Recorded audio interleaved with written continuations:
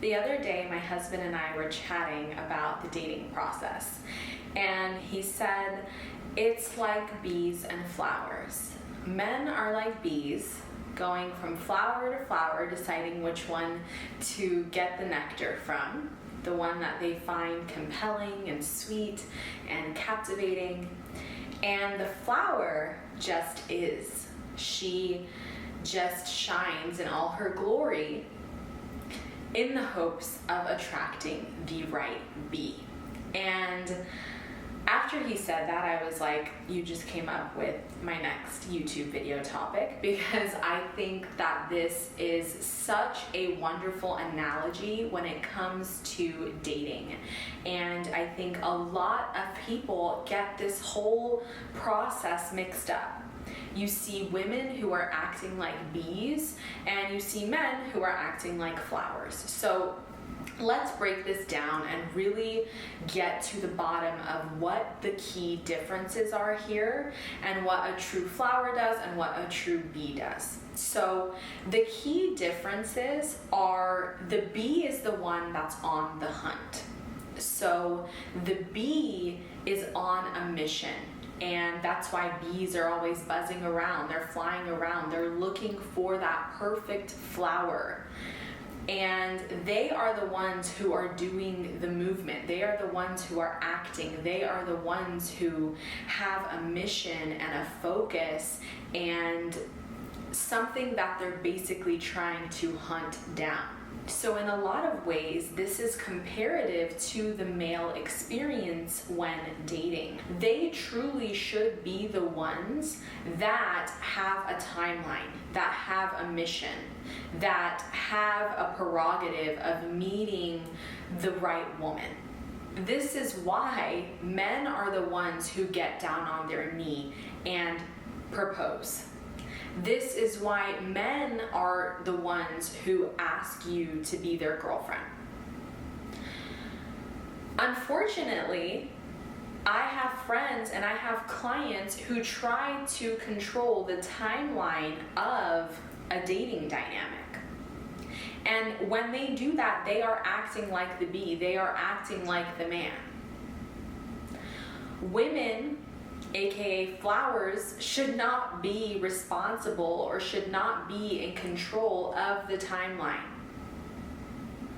They are simply sitting there and being and radiating their energy and their beauty and their intelligence and their magnetism in order to attract. So women need to realize they are not seeking, they are not finding, they are not going out to hunt down a man. They are attracting, they are magnetizing. So they are simply staying put, just like a flower does. There's no movement involved. She's simply staying put and presenting herself to the world. So this doesn't mean that she's sitting at home not taking any action. This means that she is presenting herself and ensuring that suitors can see her. So whether that means going out to restaurants or lounges or going out with friends, or whether it means that she is accessible on dating apps where men can view her and can get a little sample of her nectar, right? Because at the end of the day, a bee has a goal of finding the right flower because her nectar pulls him in.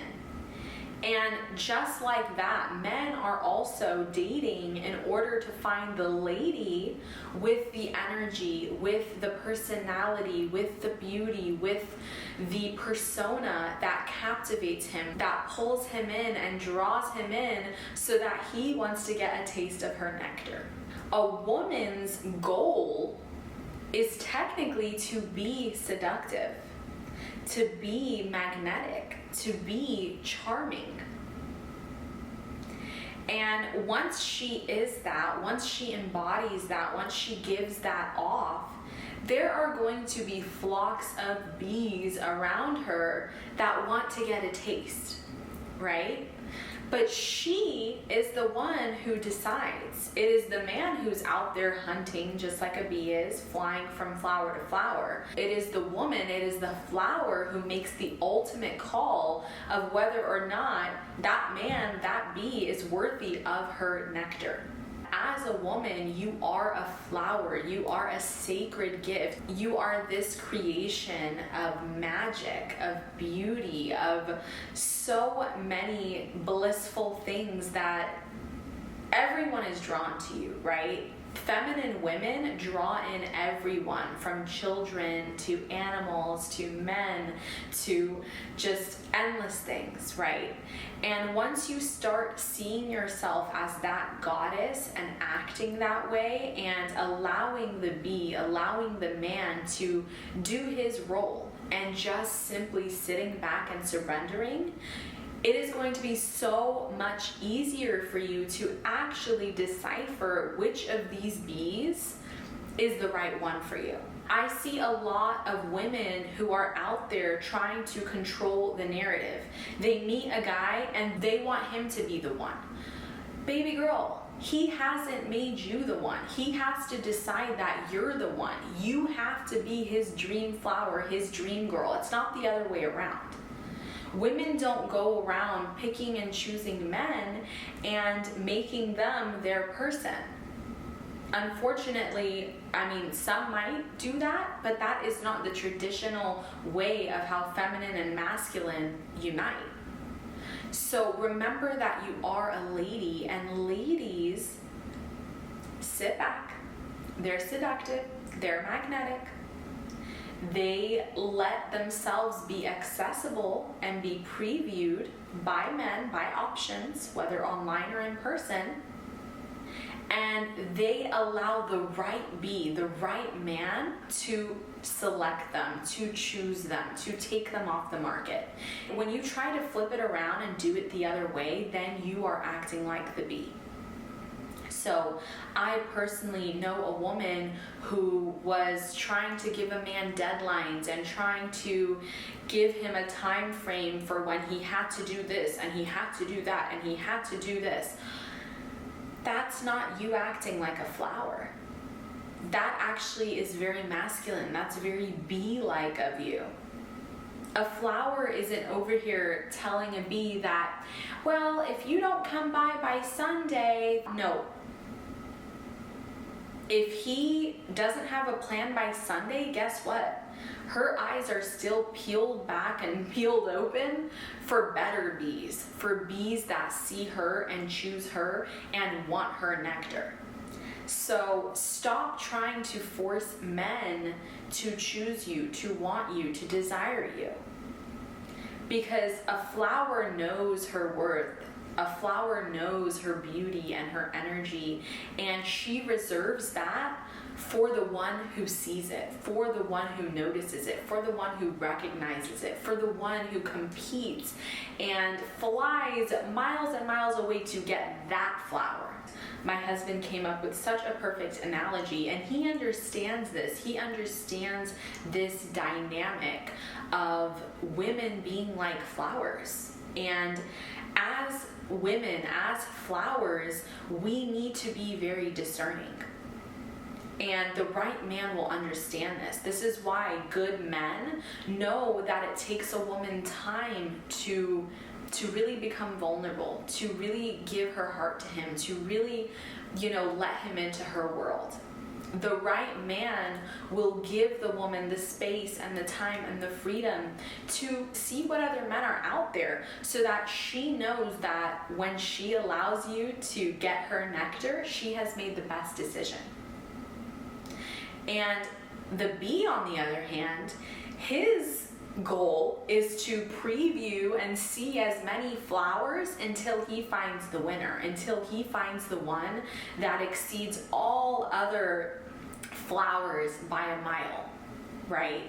So this is really the dance that men and women play when they are dating. Is a woman is really trying to present herself, her energy, her persona to the men that are in her world.